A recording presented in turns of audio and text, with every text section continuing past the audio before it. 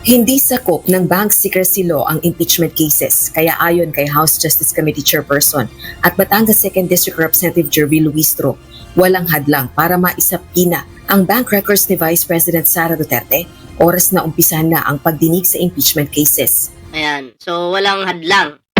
Diba? Maganda yan. Maganda yan kasi para makita ng mga DDS na kung gaano kayaman itong kanilang sinusuportahan.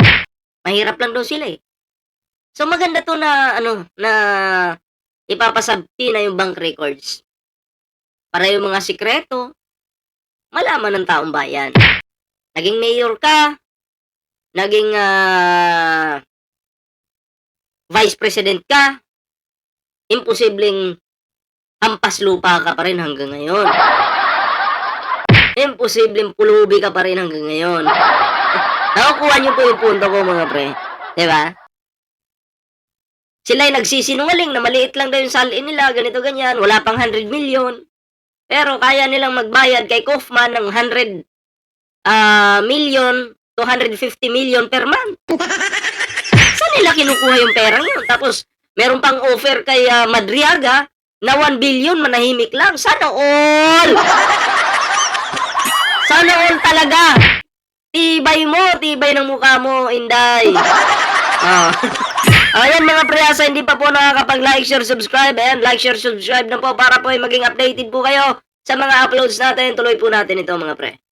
One of the exceptions or the exception to the bank secrecy law is impeachment cases, no? Because this is the only avenue by which the complainant can look into and in fact avail of the bank records for the purpose of presenting them before the Justice Committee, no? I believe that there will be no Isasalang ka kasi sa impeachment eh. O, bakit? Nakalagay doon sa impeachment na may panunuhol doon. 'Di ba? So ang tanong, nanunuhol ka, di ibig sabihin marami kang pera, limpak-limpak yung pera mo, 'di ba? Saan mo kinukuha yung panunuhol mo? So malamang sa malamang yung bangko mo, machi-check po 'yan, 'di ba? I-check ng taong bayan 'yan. Titingnan ng taong bayan 'yan kung teka, sisilipin natin 'to, magkano yung nilalaman nito kasi nakakapagbayad po eh. 'Di ba? Kayang magbayad sa ICC ng ganito kalaki ng lawyer nila. O tapos may mga binabayaran pa mga aso-aso dito sa Pilipinas, 'di ba? Kung natatandaan niyo si Teo Moreno, tinakbo niya yung pera na bayad sa mga DDS. O, saan ba galing 'yon? So yun po, imbestigahan po 'yan, ano? Sisilipin 'yan. O, at excited po tayo diyan, mga pre, 'di ba? Puro kasi kayo Duterte, Duterte, Duterte, Duterte. Yun lang po yung alam nila. Wala nang iba. Duterte, Duterte lang para mga tanga. Ay, nako po. Hindi man marunong mag-isip. Dapat pinaganan nyo yung isipan nyo. Wala, si Sara Duterte, magnanakaw ba to? Hindi. O mag-imbestiga din ako kasi lahat ng mga ebidensya nasa social media na ngayon eh. Research ka naman! Wala. Kain-tae pa rin sila. Kung ano yung sinasabi ng sinusuportahan nila, kinakain na lang nila. Kahit tae na yung pinapakain sa kanila, kinakain po nila. Hindi nila ginagamit to. Diba? hindrance, no? Gumugulong na ang 10 calendar days at mayroon na lamang hanggang March 16 si VP Duterte para isumite ang tugon nito sa Kala ko, gumugulong na yung Mauraga Will. Kamara. Samantala, hinamo naman ni VP Duterte ang mga nag-aakusa sa kanyang tukuyin kung ano ang umano'y unexplained o hindi maipaliwanag na yaman sa kanyang Statement of Assets, Liabilities, and Net Worth o SALNs. Kaugnay ito ng aligasyon na isa sa umano'y impeachable offense ng pangalawang Pangulo ang pagkamal ng hindi maipaliwanag na yaman at pagpalya na ideklara ang lahat ng ari-arian sa kanyang SALN. Sana all, hindi may paliwanag yung yaman, tapos yung cake pa rin nila, no? Kanin pa rin. Kasi yung yaman, hindi alam nyo, imagine niyo ha, kung ako po si Ballpoint Man. Bigla kong yaman ngayon, ganito ako kahirap ngayon. Tapos bigla kong yaman. Pinagpaliwanag ako ng yaman ko. Saan galing? Hindi ko po ipapaliwanag yan sa sobrang dami. Kaya parang ganyan po yung nangyayari kay Sara Duterte ngayon. Ayon sa complainants, ito ay matinding paglabag sa konstitusyon at pagsira sa tiwala ng publiko. Kabilang ito sa ikatlo at ikaapat na reklamong impeachment na tinukoy na sufficient in substance ng House Justice Panel. Merong members ng House of Representatives na nagsabi ng unexplained wealth. Na tinatanong ko lagi, ituro mo sa akin, saan dyan ang unexplained? O di ba nga minsan pinapatawag ka? Hindi ka naman dumarating. Paano ituturo sa'yo kung wala ka doon? Di ba tinatanong ka, dapat magpakita ka kasi ganyan. Para yung karapatan mo, masabi mo naman. Kaya anong sagot ni Sara Duterte? Busy ako sa kakatrabaho. Nagtatrabaho ako, wala akong oras sa impeachment, busy ako. Ano yung pag-iwas yun, di ba? Tapos ngayon, dyan sa interview, sasabihin mo, ituro mo sa akin. Ituturo nga sa'yo eh. Gusto mo, ingun-gun pa yung mukha mo eh. O ayan. O bakit hindi ka magpakita? Ako, Kasi pag sinabi mong unexplained, yan yung problema eh, no? hindi mapaliwanag, di ba? Palitan na natin si Google Translate. Ipalit na natin si Sara Duterte. Hindi lang pala ito Vice President ngayon. Translator na rin. Papaliwanag kung paano yan pumasok dyan sa salin mo. Wala man eh, sinasabi lang nila, may unexplained wealth siya. So anong iniisip nila? Nakatunganga ako in 16 years na Yes, of course. parang sorry sa term ha, nagbilangkad lang ko, naglingkod, na may pay o Uy, bumuka ka lang daw si Sara, na may pay lang daw. Bumuka ka. Yun yung, kasi Bisaya yung sinasabi niya bumuka ka. Hindi kasi marunong magtagalog si Sara, intindihin na po natin ha. Mahina po yung utak. Nagbilangkad, which ibig sabihin, bumuka ka lang daw siya, tas na may pay. Tas alam mo, pag bumuka ka, kakita na yung ano mo. Ewan ko kung ano yung meron dyan. na hindi ako kumikita, hindi naghanap buhay, hindi Ano bang hanap buhay mo? Magkano ba yung sahod ng mayor? Nung mayor ka pa, magkano ba yung sahod ng vice president? Ha? Tapos ngayon yung yaman nyo, ganyan kalaki. Ito lang yung sahod nyo. Paano nangyari yun? Paano mo explain yan? Ano hanap buhay mo? Wala ka namang hanap buhay. Dahil ang sabi ni Digong, wala kayong negosyo. Sabi ni Digong yan wala kayong negosyo dahil hindi naman kayo negosyante. Anong hanap buhay yung pinagsasabi nito? Diba? nagtrabaho. Sa ginawang deliberasyon ng fourth impeachment complaint ng House panel Miyerkules March 4, ipinakita Kaya magsasabi pa siya ng mga ganyan, mga bad words na nakabuka ka daw. Diba? Tapos, namaypay, ang pangit pakinggan talaga. Eto galit na galit po ang mga Duterte kasi sinasabi nila, binabastos daw po natin si Sara Duterte. Hindi po totoo yan. Hindi po namin binabastos si Sara Duterte. Tingnan nyo dito sa bidyong ito, siya mismo yung nagbastos sa sarili niya. Babae ka pa naman, tapos binabastos mo yung sarili mo. Sasabihin mo, nakabuka ka, tapos nakapaypay. Diba?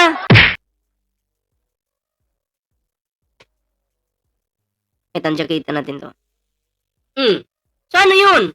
Hindi po kami yung bastos, Si Sara Duterte po yung bastos. Sarili niya, ginagago niya, binabastos niya. Diba? Sarili niya po yung ginagago niya dito. Tingnan nyo.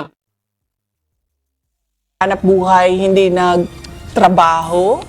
sa ginawang deliberasyon ng fourth impeachment complaint ng House. Yan, pumasok. Dito yata yung bumuka ka. Dito yata.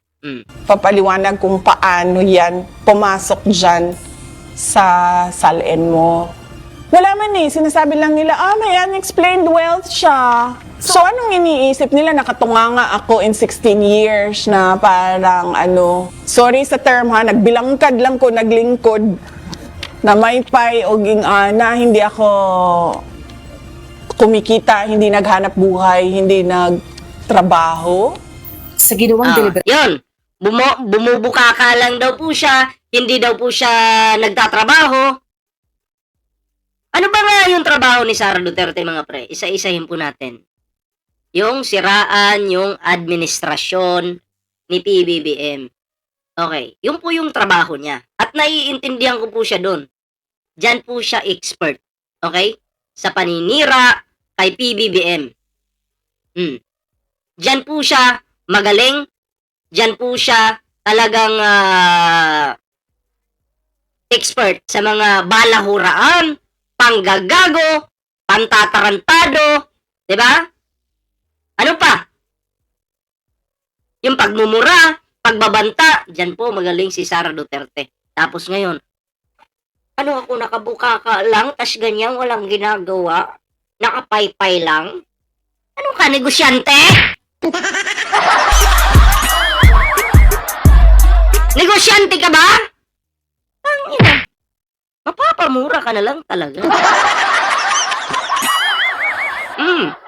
Mapapamura ka na lang dito sa ating pinakamamahal na Vice President. Bumubuka ka. Tapos kami yung bastos. Siya yung bastos. Hindi kami. Diba? Kaya kung kayo po yung tatanungin, mga pre, sino po ba yung bastos? Administrasyon ba ni PBBM o mga Duterte? Kasi ang alam ko, mga pre, pag magaling yung amo, katulad ngayon, naging amo mo si Pedro, ang amo mo bastos, magiging bastos din po yung mga empleyado, 'di ba? Katulad ng Digong noon, yung amo bastos. So yung kapulisan, mga empleyado bastos. May tanimbala. Kumpleto, 'di ba? May ano pa yung tawag doon, yung patong sa ulo na 500,000, may 2 million, anong tawag doon? May tawag doon eh. Comment nyo nga, mga pre. May tawag doon. So, ganun po yun. Pero ngayon po, kay PBBM, ang mga kapulisan matino. Ang respeto ng taong bayan sa mga kapulisan ngayon ay unti-unting bumabalik. Dahil, matino po yung amo.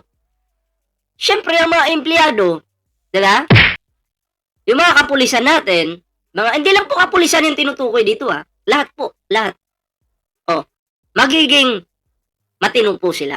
Yun, reward system pala. Diba? Nagkaroon ng reward system. So ngayon, wala na po yun. Kasi ang pulis, halimbawa, may reward system ngayon. Si Digong yung presidente. Malaki yung patong sa ulo. 500,000, ganyan, ganyan, ganyan. Kung ang pulis lulong sa scatter, kasi ang dami pong scatter nun. Kalat po yung scatter sa panahon ni Digong, Pati mga pulis, hindi man po lahat nag-i-scatter yan. Lulong sa sugal, bisyo, nagkautang-utang na sila. So, ano yung gagawin ng pulis para makabayad ng utang niya? Makabawi. Ay, mag-frame up yan. I-frame up ka yan. Ang sasabihin sa'yo, nanlaban ka. Kaya binari ka. Ganun po ang gawain ng kapulisan noon. Hindi man po lahat, hindi ko naman po nila lahat. Pero, karamihan po ganyan. Diba? So, kaya marami pong namamatay kahit mga inosente. Kahit nga yung mga minor patay. Diba? Dahil po sa ginagawa nitong mga kutong lupa na to. Nitong mga DD sheets na to. Mga Duterte na to. Diba? Operasyon ng fourth impeachment complaint ng House panel Miyerkules March 4, ipinakita ang salin ni VP Duterte noong 2023 at 2024. 77.5 million pesos ang net worth ni VP Duterte noong 2023, samantalang 88.51 million naman noong 2024. Mula 2008, nakita umanong malaki ang itinaas ng kanyang net worth. Inilabas ito ni Bicol Saro Party List Representative Terry Ridon sa pagdinig bilang bahagi ng pagtalakay sa ikalimang ground for impeachment ng ika-4 na reklamo. Rosa Licoz, UNTV News and Rescue. Diyos ang aming sandigan. Ano yung salin? Ano yun? 16 years na parang sorry sa term nagbilangkad lang ko, naglingkod na may pay o ging ana, hindi ako Paso pa.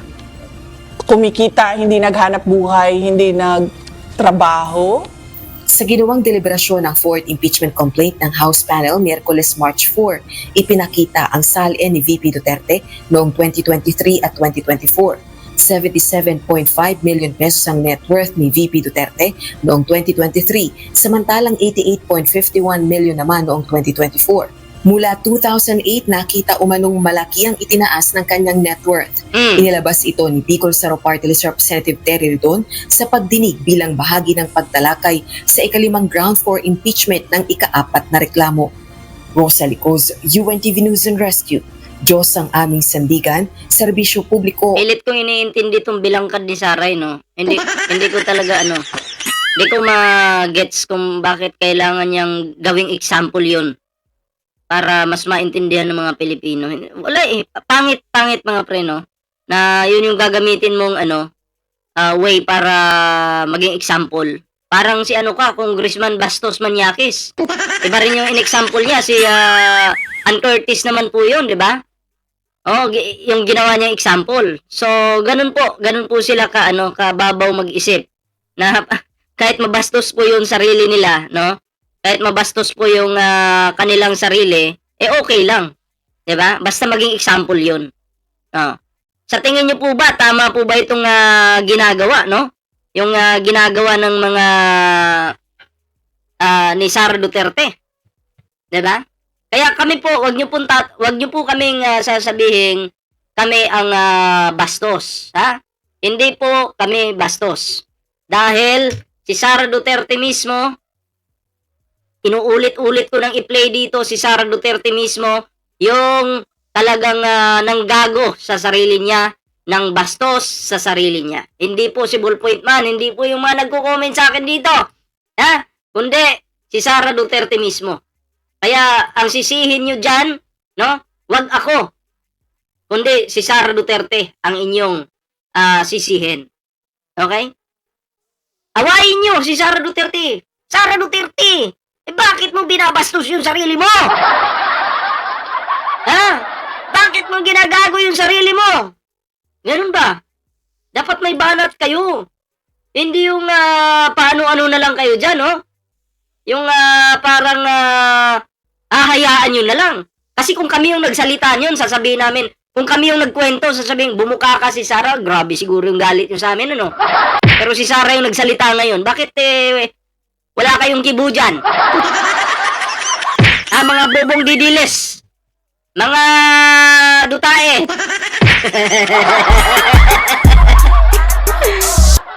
Naku po, kayo mga pre, anong masasabi nyo dito? And comment down below para naman po mabasa natin yung inyong mga kanya-kanyang komento. Ayan, bago po tayo magtapos, press 1 po muna kayo. Basa po tayo ng comment. Press 1 po kayo. Para sino ba yung sino yung hindi pa nakapag diyan? Hindi pa na-jackitan. Press 1 po. Ano sabi dito? Sara is a great deceiver, like an evil. Baka nga si Satanas mapalitan pa niya sa impyerno.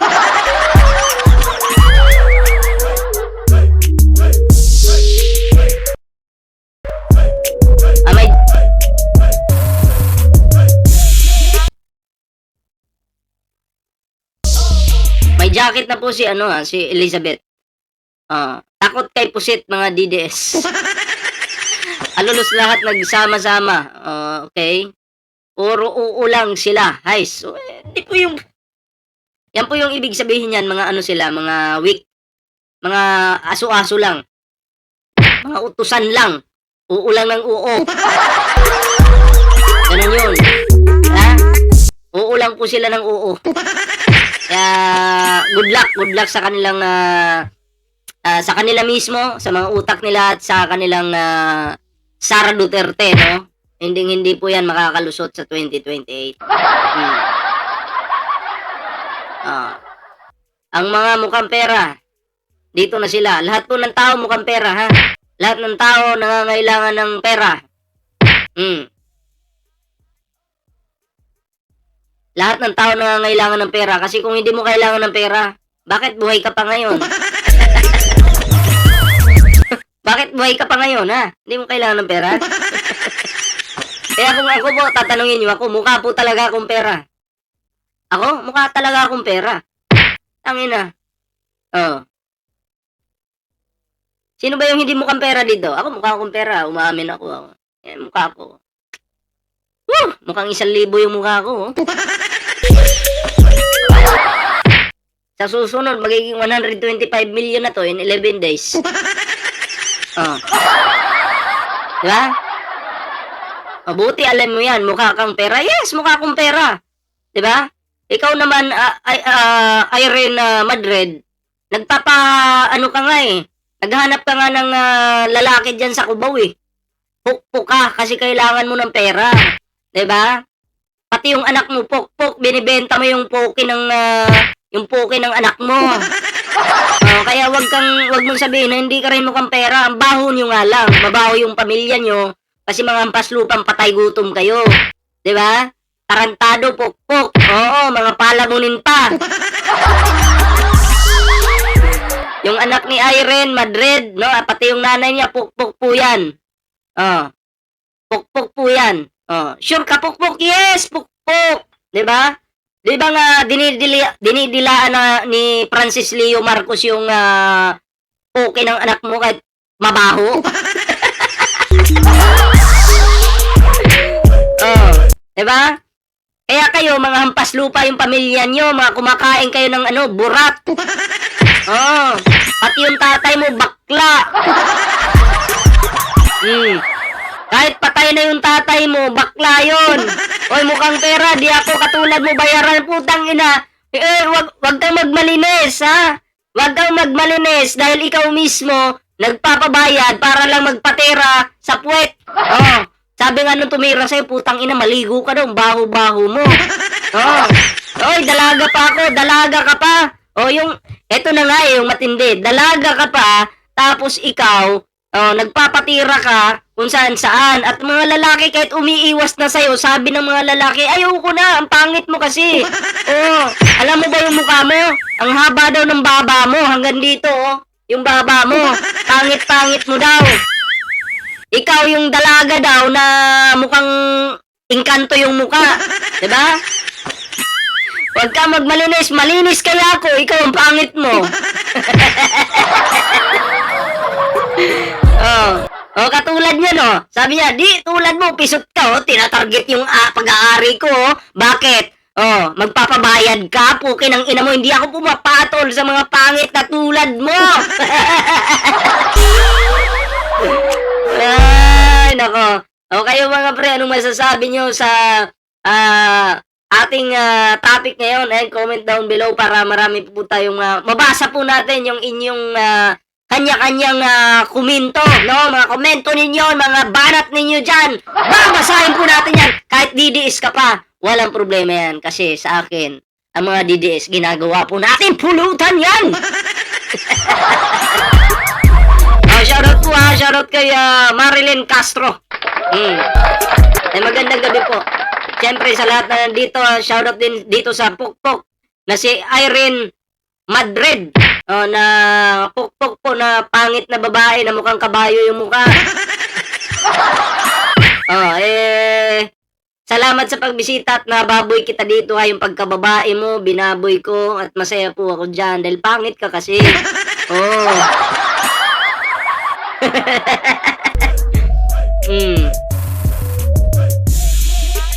Diba? So, yun. Hanggang dito lang muna yung ating live. Mga pre, magandang gabi, magandang araw, magandang tanghali sa inyong lahat. Kita-kits po tayo sa susunod na video. Abangan nyo mamaya, may upload po ako mamaya. Okay? Kita-kits po sa susunod na video. Ingat po, magandang gabi po sa inyong lahat.